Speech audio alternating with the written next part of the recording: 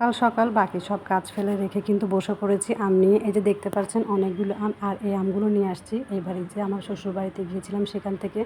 আপনারা আমার হয়তো অনেকগুলো ভিডিওতে দেখেছেন, আমি আমের ভিডিও দিয়েছি। তো সকাল সকাল ননদ ভাবি দুজনেই কিন্তু আম কাটাকাটি নিয়ে বসে পড়েছি, যেহেতু অনেকগুলো আম কাটতেও সময় লাগবে। তো সাথে কিন্তু আমার শাশুড়ি মাও আছেন। আসলে এবছর আমের আচার করার একদমই ইচ্ছা ছিল না, যেহেতু গত বছর অনেকগুলো আমের আচার বানিয়েছি, সেই আচার এখনও রয়ে গেছে।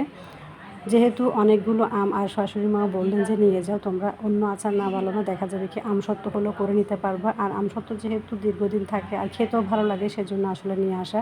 আর আম দেখলে কেন যেন একটু লোভ লাগে, তো সে চিন্তা করে আসলে নিয়ে আসলাম। তো আমগুলো কিন্তু ভালো মতো কেটে দিয়ে পরিষ্কার করে নিয়ে আমি ভালো মতো সিদ্ধ করতে বসিয়ে দিয়েছি।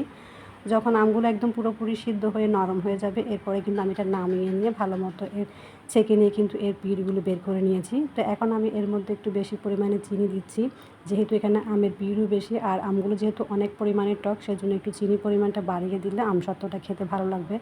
তারপর আমি দিয়ে দিচ্ছি এখানে স্বাদ মতো লবণ, আর টক জিনিসে কিন্তু লবণটা একটু বেশি দিতে হয়, সেজন্য আমি এখানে লবণটাও দিয়েছি। এতে করে কিন্তু ব্যালেন্সটা খুব ভালো হবে টক মিষ্টি। আর তারপর দিয়ে দিচ্ছি আমি একটু লাল মরিচের গুঁড়ো, সেই সাথে দিয়ে দিচ্ছি একটু পাঁচফোড়ন, আমি ভেজে ভালো মতো কিন্তু একটু গুঁড়ো করে নিয়েছি। আর আমসত্ত্বর মধ্যে যদি একটু টক ঝাল আর একটু পাঁচফোড়নের গুঁড়ো একটু ফ্লেভার পাওয়া যায়, তাহলে কিন্তু খেতে খুবই ভালো লাগে। তো আমি সব কিছু কিন্তু ভালো মতো মিক্স করে নিচ্ছি, এতে করে কিন্তু সব কিছু ভালো মতো মিক্স হয়ে যাবে আর আমসত্ত্বটাও খেতে ভালো লাগবে। তারপর আমি এখানে দিয়ে দিচ্ছি শুকনো মরিচের গুঁড়ো, যেটা আমি আগে থেকে একটু ভেজে নিয়েছি। এরপর দিচ্ছি আমি এখানে ভিনেগার বা সাদা সিরকা, যেটা দিলে কিন্তু আমসত্ত্বগুলো অনেক দিন ভালো থাকবে। আমসত্ত্ব যেহেতু অনেক পরিমাণে, আর এতে করে কিন্তু আমসত্ত্বর মধ্যে ভিনেগার দিলে আমসত্ত্বটা দীর্ঘদিন রাখা যাবে। অল্প হলে কিন্তু দেওয়া লাগে না, যেহেতু এখানে অনেক পরিমাণে, তাই আমি একটু দিলাম সিরকা। আর সেই সাথে কিন্তু আমি এখানে চিনি আরেকটু দিয়েছি, যেহেতু মনে হচ্ছে আমার এখানে চিনি আরেকটু প্রয়োজন হবে। তো আমি দিয়ে কিন্তু ভালো মতো সব কিছু মিক্স করে নিয়ে আর নামিয়ে নিয়েছি। এখন আমি এখানে আগে থেকে একটা থালের মধ্যে কিন্তু তেল ব্রাশ করে নিয়ে এরপর আমি এখানে আমের পিউরিগুলো ভালো মতো ঢেলে নিয়ে একটু সেট করে নিচ্ছি। আর আমি এই সেট করে নেওয়ার সময় কিন্তু আমার মেয়ে আমাকে ভিডিওগুলো করে দিচ্ছে। আসলে মেয়ে যখন এরকম ছোটো ছোটো কাজে আমাকে হেল্প করে, আমার আসলে অনেক ভালো লাগা কাজ করে।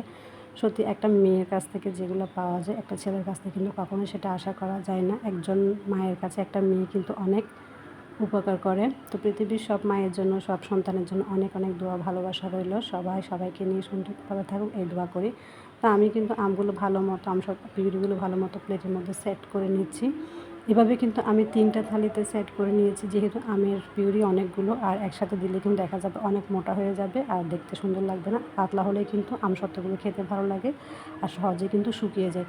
তো আমি এখানে সবগুলো 3টা থালিতে কিন্তু ভালো মতো দিয়ে সেট করে নিয়েছি। এর পরবর্তী ভিডিওতে আমি দেখাবো আমসত্ত্বগুলো আপনাদের কেমন হয়েছে আসলে। তো আজকে আমার আমসত্ত্বের ভিডিওটা আপনাদের কাছে কেমন লেগেছে অবশ্যই কমেন্ট করে জানাবেন। যদি আমার ভিডিওগুলো ভালো লেগে থাকে তাহলে লাইক কমেন্ট শেয়ার করে পাশে থাকবেন। আজকে এই পর্যন্ত, সবাই ভালো থাকবেন, সুস্থ থাকবেন। আল্লাহ হাফেজ সবাইকে। আসসালামু আলাইকুম।